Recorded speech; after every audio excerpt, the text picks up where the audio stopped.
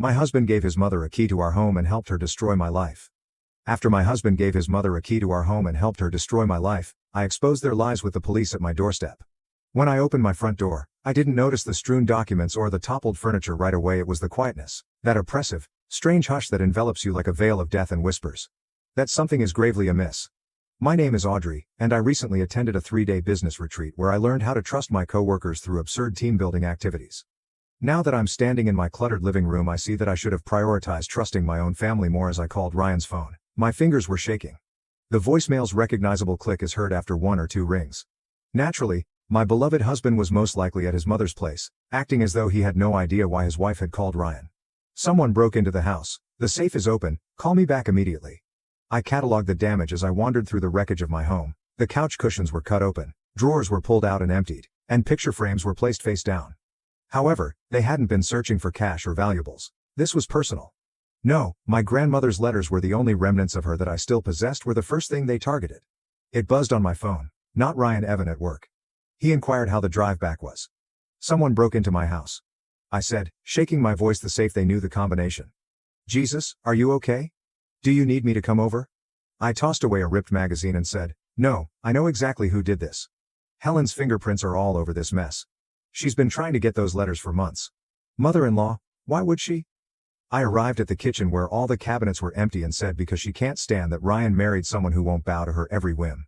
She thinks those letters prove my grandmother's family wronged hers decades ago in some ancient real estate dispute she won't let die. When Evan said call the police and tell them what, that my mother-in-law used a key my husband probably gave her to steal family documents, that my sister-in-law probably helped because she's bitter about her divorce and wants to hurt someone else's marriage, though it sounded empty, I chuckled. They're too smart for that. They'll say Ryan gave them permission. It'll be my word against the entire Miller family. The door to the basement was ajar. I had not yet looked down there. I have to go, Evan. I need to see what else they took. Audrey waited. After hanging up, I went down the stairs. My feet creaked with every stride. More mayhem was shown when the basement light flicked on. However, I noticed a tiny piece of paper stuck behind a toppled box. I managed to liberate it. It was a 3-day-old receipt for a duplicate key. From the hardware store. Once more, my phone buzzed. Ryan. Before I could say anything, he inquired, where are you at, Mom? It was his words. Listen, Audrey, can you explain? Did you give her a key? Quietly afterwards, she just wanted to look for some old family photos while you were away. I didn't think you never thought when it came to her, did you? I clenched my fist around the receipt. Those letters were all I had left of my grandmother. Ryan, the only things that were truly mine. We can talk about this when I get home. No, the word was piercing enough to pierce. We can talk about this in front of everyone. I'm coming over there right now. And Ryan told your mother to prepare for war.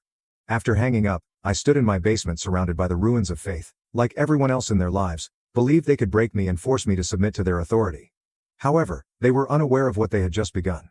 Sometimes the opponent who knows how to hit back harder is more dangerous than the one who hits first. My skin crawled when I saw Helen's immaculate living room while my house was in ruins across town. Everything else was in its proper place, not even a cushion out of place. Helen's interpretation of reality was depicted through the carefully chosen family images on her walls, which conveyed the story of Ryan and Chloe's early years. There aren't any photos of my wedding day in them. Helen poured tea into exquisite cups, her voice dripping with honeyed, delicious poison. I have no idea what you're talking about, she said. Ryan gave me permission to look for old family albums while you were away. Nothing more. With her arms folded and her wedding ring noticeably missing, Chloe sat next to her mother. You're being hysterical. Audrey, as usual, I put the receipt from the hardware store on the coffee table. Funny how you needed a new key made 3 days ago. Planning ahead, eyes flitting between his mother and myself, Ryan shifted in his seat and said maybe we should all calm down. We're very calm, I remarked as I observed Helen's immaculately manicured fingers encircling her teacup, just like we were calm last Christmas when you went through my phone while I was sleeping, or last month when you showed up unannounced at my office to check on me when Helen said I worry about my son. Someone needs to look out for his interests. I laughed till my throat ached from the broken glass. Or yours mother was right about you from the start. Chloe's eyes shone as she leaned forward. You never understood our family. Always keeping secrets, hiding things in that safe of yours. Those letters belong to my grandmother. Letters that prove your family cheated us 60 years ago. Helen's mask broke. That property should have been ours. Your grandmother knew exactly what she was doing when she warned Ryan, but it was too late. Slowly the pieces clicked into place as I stood up. So you admit you took them? Helen's face suddenly became smoother. I admitted nothing, and you have no proof. With my hand hovering over the record button, I took out my phone and said, you're right. But I will, Ryan. Are you coming home or staying here? He glanced at his mother, then at me, constantly conflicted. Always. Taking the easy road. I think maybe we all need space to cool off. I paused to glance back at Helen before making my way to the door saying, wrong answer. You know what's funny? Those letters you stole, they're not even the originals, just copies I kept as decoys. Grandmother taught me well, always keep what matters most where manipulative people can't reach it. The clatter of Helen's teacup against its saucer was heard. You're lying, I asked, am I? I guess you'll have to wonder about that along with what else I might have hidden away. I looked into Ryan's eyes. Don't bother coming home tonight or maybe ever. He started to get up but Chloe grabbed his arm and said, Audrey, wait, she urged. Let her go. She's just trying to manipulate you like always. I left Helen's organized world behind and made my way to my car. I held the steering wheel with trembling hands, but not because of terror. As I had previously stated, the originals were secure because they had been kept in a safety deposit box ever since I married Ryan and saw Helen's hunger when Grandma's letters were brought up during the wedding. It buzzed. On my phone, Evan once more inquired how bad it was that they fell for the ruse. Helen essentially admitted it. I started the engine, but I have another task for you. Remember that security system you installed at your lake house, the one with the hidden cameras? Yeah, why? Because I'm done playing defense. They want to go through my things. Let's make sure we catch them in the act next time. As I backed away, I noticed Helen's house become smaller in my rearview mirror. And Evan, thank you for being the one person in my life who actually listens always. But Audrey, just be careful. People like that, they're most dangerous when they're cornered with plans already racing through my head. I hung up the phone. Helen believed she knew everything there was to know about me. She understood me well. She had overlooked one important fact. Though I had observed her influence on everyone for 3 years, it was time to apply the principles I had acquired from the greatest, although it wasn't my typical location. The coffee. The shop across from Helen's preferred hairdresser offered me the ideal view after 2 hours of observing Evan move into the seat across from me and pushed a brand new cup in my direction. His words, the cameras are set up, motion sensors, night vision, everything feeding directly to your phone. But are you sure about this? I gestured to the window of the salon where Helen and Chloe were sitting receiving their weekly manicures. I hit the play button on my phone and said, listen. During our confrontation, the bug I had placed in Helen's handbag allowed me to hear their voice as well. Helen was stating we need those original letters. That safety deposit box has to be at her bank downtown. Ryan says she's been going through their financial records and said Chloe is probably planning to divorce him and take everything, she yelled. Over my dead body. Helen, I didn't spend 30 years building this family's reputation to have her destroy it. We're going back to the house tomorrow while she's at work. There has to be something we can use against her. I put an end to the recording. Still think I'm paranoid? Evan's expression stiffened. We should take this to the police and tell them. I put my hands around the steaming cup and said, and tell them that my mother-in-law is planning to rob me. They'll say it's a family matter. Besides, I want more than just stopping them. I want them to face consequences for once in their privileged lives. It buzzed on my phone. Ryan, I'm calling once more for the third time today. I turned it down. He's been sleeping at their house. I said, probably plotting with them, trying to figure out where the originals are, or maybe he's worried about you. My coffee tasted unpleasant, so I said then he should have worried before giving them a key to our house before choosing them over me again. Ryan texted, come home, please, we must speak at home. I whispered, like that means anything anymore? Evan bent over Audrey. I know you're hurt, but the entrance of the salon chimed. Helen and Chloe came out with shiny new manicures. Helen stopped and stared straight into the coffee shop window as they made their way to her Mercedes. I remained motionless, unable to breathe. Her mouth formed the sly smirk I had come to despise. She was aware that I was observing. I said, time to go, and suddenly stood up. They'll be at my house tomorrow at 10 o'clock, according to their usual schedule. That's when we'll catch them. Evan's eyebrows went up. I thought you wanted to handle this yourself. I did. I do. I collected my belongings, my hands trembling a little. I can't face them alone anymore. I need someone in my corner always. He lightly touched my arm. Just promise me something. Don't let revenge consume you. I've seen what it does to people. As I watched Helen's car drive away, I thought back to our wedding reception when she had cornered me in the restroom and first revealed her true nature. You'll never be good enough for this family, she stated. One day Ryan will realize that I informed Evan this isn't about retaliation. It's about justice, and maybe saving Ryan from them even if he doesn't want to be saved once more. My phone buzzed with a message from an unidentified number. When I opened it, my tomorrow at noon, Riverside Park, come alone, or Ryan learns everything about the Anderson case. Evan saw my face. What's wrong? With my thoughts racing, I closed the message. My grandmother's greatest regret, the secret she carried to her grave, and the true cause of Helen's animosity toward our family was the Anderson case. Nothing. I pretended to smile, just work stuff I should go prepare for tomorrow. But Helen's comments from 3 years ago kept repeating in my mind as I made my way to my car. Ryan will understand it one day. Perhaps she was correct. Perhaps he would. Tomorrow, perhaps it was time for him to do so at lunchtime. Riverside Park appeared different, somehow cooler. Holding a manila envelope containing ammunition for whatever game Helen was playing, I sat on a bench. The case files of Anderson. Decades ago, my grandma had sealed them away in my hands. Now was a weapon? A shadow landed on my lap. Not Helen Ryan, my mother told me. Everything he claimed. He sat next to me, keeping a safe distance from me about the Anderson case, about what your grandmother did to our family. It felt like a heavier envelope. Did she tell you? How your grandfather tried to blackmail mine, how he property that's not. He paused, face rubbing. She said you'd try to twist things like she twisted you. I looked over at him. Did you give her the safe combination? Ryan's silence was a sufficient response. I went on with the day. After our wedding, when she convinced you I was hiding something, that's why you've been checking our bank statements, right? Looking for evidence. I'm sound like it. There is no our family. There's only ever been yours. It buzzed. On my phone regarding the cameras he had set, Evan was messaging everything was prepared for the trap of tomorrow. All of a sudden, though it felt empty, she was using you, whispered. She always has, and you let her because it's easier than standing up to her. You don't understand. I understand perfectly. I dropped the envelope on his lap and stood up. Here. The precious Anderson case files, proof that your grandfather was the one who committed fraud, not mine, proof that your mother's been lying all these years. He gazed intently at the envelope. How did you get them? From my grandmother's old partner. Turns out he's been waiting years for someone to finally expose the truth. I took a step back. But you know what keeps them burning? Give them to Helen. I don't care anymore. Audrey, wait. I filed for divorce yesterday. The words hung like broken glass between us. Ryan's face turned white. You what? Check your email. The paper should arrive today now. My hands were steady. I'm done being the villain in Helen's story. Done watching you choose them over me. Done pretending. We have a marriage worth saving.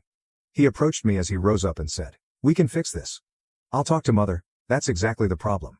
I said, stepping back from his contact. Your first instinct is still to run to her. It always will be. Once more.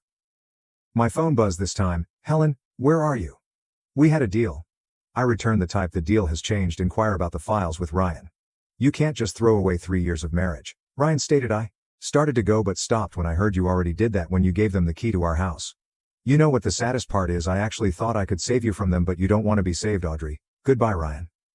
I passed the seat where we used to have Sunday lunches and the location where he had proposed as I strolled through the park. Helen, Ryan and even Chloe were all buzzing on my phone. I made them all quiet. Only Evans's message was received. The cameras are in real time. Do you still intend to carry out tomorrow's plan at the park exit? I paused and took one final glance back. Ryan appeared disoriented as he stood where I had left him, holding the package tightly. My determination faltered for a second, then I recalled the broken safe, the broken house, and the 3 years of gaslighting and deceptive tactics. Yes, I did reply to the text. However, plans changed. I no longer only wished to catch them in the act. What are you looking for? I observed as Ryan, who was constantly rushing back. The mother took out his phone and most likely called Helen. I typed, I want to destroy them, each and every one, because sometimes destroying everything and starting anew is the only way to save yourself. I was sitting in my car across the street when the security camera feed flashed on my laptop screen. Helen's typical Thursday morning interruption is 10 minutes away. Every aspect of my property, including the front and back doors as well as the garden walk, Helen loved to criticize, was caught by Evan's intricate setup from the passenger seat. Evan said, you don't have to watch this. We can just let the cameras record my coffee cup, which made my fingers whiten. I need to see it. I need to know exactly how they do it. Helen's Mercedes smoothly came to a stop in front of my house on time. Chloe followed her out, as always immaculately styled. Then a third door opened, and Ryan appeared in my hands. The coffee cup crumbled. He is assisting them. They went to the main door. Ryan looked over his shoulder anxiously. Helen gestured angrily as she spoke. He produced his original key, not the duplicate. Jesus whispered to Evan. Audrey, maybe we should wait as a fourth figure. Stepped out of Helen's car. I took hold of his arm. Who is that with a briefcase in hand? The man in the pricey suit. Walked with authority. Somehow he looked familiar. That's James Morton. Evan announced, Helen's lawyer. I've seen him at charity events. The group vanished. Within my home I flipped between camera angles, seeing them navigate places with unsettling resemblance. Helen led them as a general would. Soldiers, she said, the study clearly audible over the covert microphones. Those Anderson files have to be here somewhere. Mother added, her said she gave them to me. Ryan made a feeble protest. Cops, obviously, Helen yelled. You think your wife would give up her only leverage? Search everything once more. I saw them tearing up my house. However, things were different this time. This time I noticed that Ryan was opening drawers with trembling hands as Chloe knocked books from the shelves. I noticed her smug smile. I witnessed Helen's disguise came off when she believed no one was looking, exposing her true desperation. Morton said behind the safe without warning, did you check behind it? I gasped at the safe on the wall. Had been a ruse. There was nothing back there, but everyone was aware of it. Too soon, Ryan answered, no, there's nothing. Back there, Helen squinted her eyes. Move it, mother. Move it. My fingers hovered above 9/11. As I reached for my phone, the prior owner had installed a secret compartment behind that safe.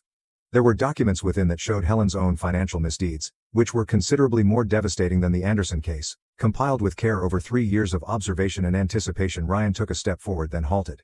He replied. Helen turned against him, asking, "What did you say?" I said no. He said more firmly, "This ends now. We're leaving?" Helen's composure broke when she asked, "After everything I've done for you, that woman has poisoned you against your own family." Ryan remarked, "That woman is my wife." "Not anymore," Morton cut in with ease. "The divorce papers were filed. Yesterday you had no legal right to film everything with my phone. I walked into the doorway and asked to prevent us from breaking and entering, destruction of property, conspiracy." With the exception of Helen, they all froze like guilty kids. She flashed her sly smile. "Perfect timing, dear. We were just discussing the Anderson case and other family matters." I walked deeper into the room with Evan right behind me and said, "I can see that. But you made one mistake. Helen, you got sloppy and desperate." She responded, "I don't know what you mean," as her voice became more strained. "The Anderson case was never about property fraud, was it? It was about covering up what really happened, what you did to her." Smile faltered. "You're confused. Adding the real documents isn't behind that safe." I looked into Ryan's astonished eyes and said, "They're already with the district attorney, along with proof that your mother embezzled millions from her own charity foundation. That's why she's so desperate to find evidence against my family to protect herself." Chaos ensued in the room. Ryan stood motionless between them all as Helen reached for her lawyer and Chloe began to scream. However, I continued to watch Helen as her idyllic environment fell apart. Retaliation isn't always about ruining someone. Allowing them to ruin themselves is sometimes the solution, and sometimes speaking the truth is enough to bring about justice. My living area was painted in alternating shades of blue and red by the police lights as she talked to the authorities. Helen sat primly on the couch, tears running down her flawlessly applied face. She pointed to me and wept. "She's the one who's been hurting our family. I was just trying to protect my son." "We have evidence of her," Morton said with ease, "her obsession with destroying her mother-in-law's reputation. The break-in was merely an attempt to recover documents that rightfully belonged to the family." The recording of their entrance was no longer useful and my phone felt heavy in my pocket like Helen always did. They had gone ahead of me and completely changed the situation. "That isn't true," Ryan exclaimed abruptly, and everybody looked at him. "Mother, stop, just stop." Helen's weeping stopped at once. "Ryan, dear, you don't understand." "I understand perfectly." He moved away from her and in my direction, but I retreated too late and too little from the embezzlement accusations. "They're true, aren't they?" asked Ryan. "That's why you've been so desperate to destroy Audrey's family's reputation to cover your tracks." "Everything I did was for this family." Helen stated. Her mask fell off entirely. She pointed to your sister's future. She said. The officers looked at each other. He heard someone talking into his radio. "Mrs. Helen Miller, we're going to need you to come down to the station."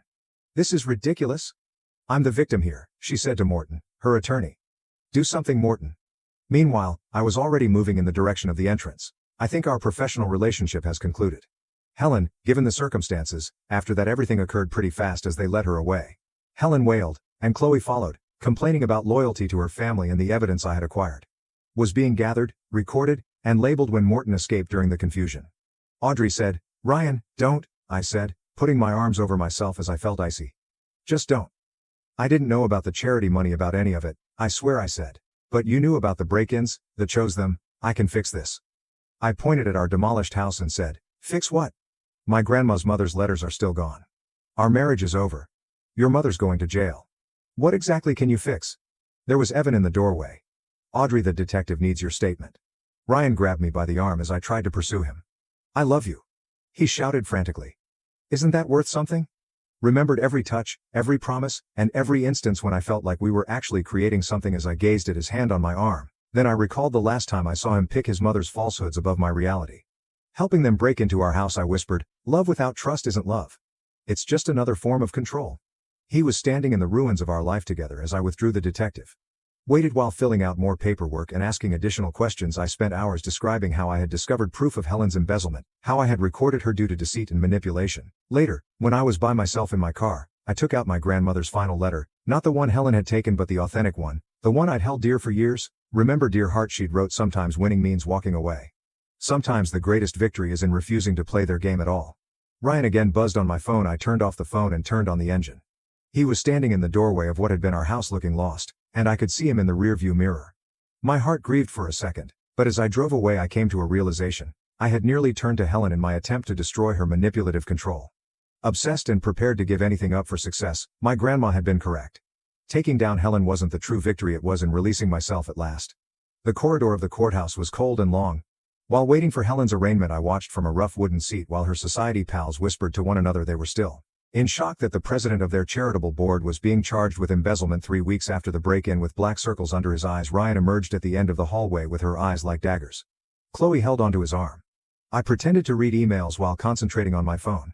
His voice was closer than I thought. Audrey, can we talk? I stated the divorce papers are with your lawyer, without raising my gaze, just signs them. He sat next to me too near and said that's not what mother wants to make a deal. Now I gave him a look. A deal if you drop the charges, she'll return all of your grandmother's letters, more bitter than coffee grinds. A giggle erupted. You don't understand. Do you? All that matters is that she is still my mother, isn't that right? She made mistakes despite everything she did and everything she stole, so I stood seeking space errors. She terrorized me in my own home, stole millions from her own charity, and methodically destroyed our marriage. I said, turning heads. Ryan, those aren't errors. They are options. Ryan was beckoned by Helen's smile, but before he could react, the doors of the courthouse sprang open, and Evan hurried in with a manila packet in his hand. Breathing heavily, he replied, I found it in Morton's office with shaky fingers. I opened the envelope to reveal a single document, a letter from Helen to her lawyer dated 3 years prior to my wedding. What is that? Did Ryan ask? I looked through the contents and remarked, insurance just in case I ever to take control of you. Helen had orchestrated this whole thing from the start. The everything to make me appear crazy and fixated on the Anderson case. So I looked up as she came in handcuffed and accompanied by officers for the first time. I saw genuine fear in Helen's eyes as they fixed themselves on the letter. Where did that come from? She insisted. I held up the letter and said, Helen, you documented everything. Your lawyer isn't as loyal as you thought. Every stage of your scheme to ruin me, everyone will now be fully aware of your identity. She rushed forward, but the officer stopped her. You ungrateful little... she said. Stop. Mom. Ryan positioned himself between us and said, stop. Everything I did was for you, to protect you from her. Helen said, her face crushed from where Ryan's voice broke from emotion from a life that is beyond your control. She never loved you like I do, Helen said, her eyes hardening. No, I cut him off. I loved him enough to let him make his own decisions. You loved him enough to make sure he never could. The murmur surrounding us became more intense. Chloe turned away from her mother, finally realizing the truth she had helped facilitate, and Helen's friend stared in horror as their ideal society matron broke before their own eyes. Evan whispered the arraignment, starting. The district attorney had been quietly waiting nearby, so I gave him the letter before turning to Ryan one more time. I did love you, I replied, but love shouldn't hurt like this. Audrey, please. Goodbye, Ryan. As Helen was escorted into the courtroom, I turned to leave, her well-planned world crumbling in my wake. My grandmother's former legal partner texted me saying, I found something in the archives your grandmother would be proud. My phone rang. The autumn air outside was crisp and clean, and Evan caught up to me at the bottom of the steps leading to the courthouse. You all right? He inquired as the wind pulled the leaves away from their limbs. I saw them strewn all over the sidewalk. Sincerely, I replied, no, but I will be, because sometimes defeating your adversaries isn't the only way to win. Refusing to allow them to ruin you is sometimes the key, and sometimes the best form of retaliation is just to walk away with your head held high and let them deal with the fallout from their own decisions. In contrast to the suburban gloom I had left behind, the lights of downtown glittered through the window as the final box from my previous life stood unopened on the floor of my new apartment. Helen's carefully constructed reputation was shattered like a Dro teacup, and the society pages were already humming with SCCLE when Evan texted me about her sentencing. 5 years for embezzlement. Ryan was standing in the hallway with a familiar leather-bound bundle, and I froze when I heard a knock at the door. I recognized the pattern. 3 rapid taps, 1 slow. I said, grandmother's letters. With a constricted throat he held them out as a peace gift and explained, I found them in mother's study while cleaning out the house. They were always yours. I took the bundle and traced the tattered edges with my fingers. How is she? Shrugged, saying, angry, bitter, she's in therapy. She claims to be beginning to comprehend certain aspects of our family, along with you gaining the ability to stand alone.